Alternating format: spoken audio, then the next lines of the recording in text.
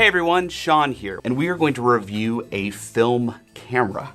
This is the Jollylook Instax Mini Camera. This was kickstarted a while back, and we decided it would be fun to try it out. But you push this button here,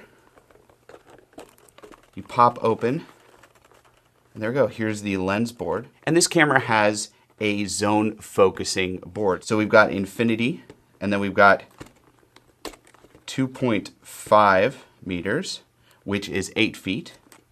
And we can also go to 1 meter, which is 3 feet. And then we can go to 0.65 meters, which is 2 feet. The way the shutter works is really interesting. You actually pull this up, and then you push this button to drop the shutter down. To control the aperture, you turn this little wheel on the side. This camera has aperture settings from f8 to f64 and a pinhole.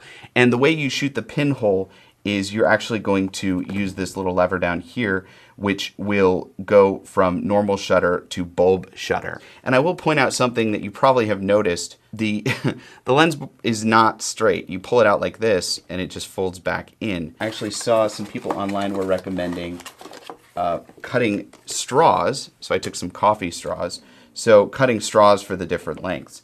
So for my infinity focus, I have this straw, which makes it about level. So then I can just focus on taking the shot, and I don't have to worry about using another hand to kind of hold the lens steady. And that's another issue I've run in with this camera. Even when I'm trying to hold the lens parallel to the film plane, it generally is a little off. So, half of my photo will be in focus and the other half won't. Or the whole thing will be out of focus even when I have it set to infinity. You can capture some really interesting lo-fi instant film shots. They're just not always going to be in focus or, very sharp. Installing film in the camera is super easy. We're gonna use some color Instax film with a black border. Then you're gonna wanna make sure that your yellow dot is lined up with the top of the camera right here, because that's where the film comes out. Push it into place. And then these two foam pieces are going to push the film down so you can keep advancing the film. Just close it up. Because this is a cardboard camera, pieces are going to maybe stop working quicker than you want them to. I mean, I've only had this camera for a couple days and already I'm having to tape it. But hey, you've got tape, you might as well use it.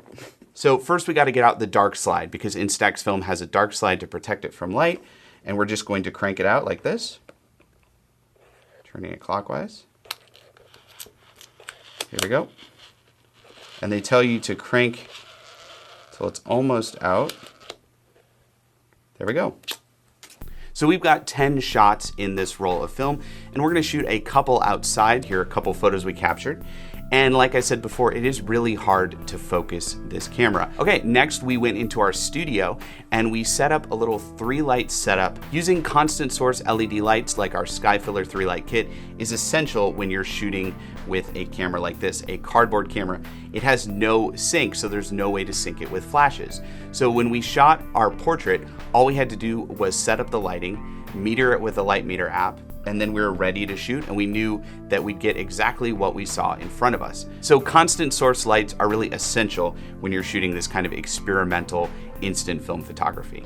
Okay, that was a quick look at the Jollylook cardboard Instax camera. In my next video, I'm actually going to dismantle this camera and turn it into an ultra wide angle Instax mini camera, so stay tuned for that. Click here to subscribe to our YouTube channel for more videos like this one, and click here to see the video where I destroy this little guy and turn him into a Frankenstein monster pinhole camera.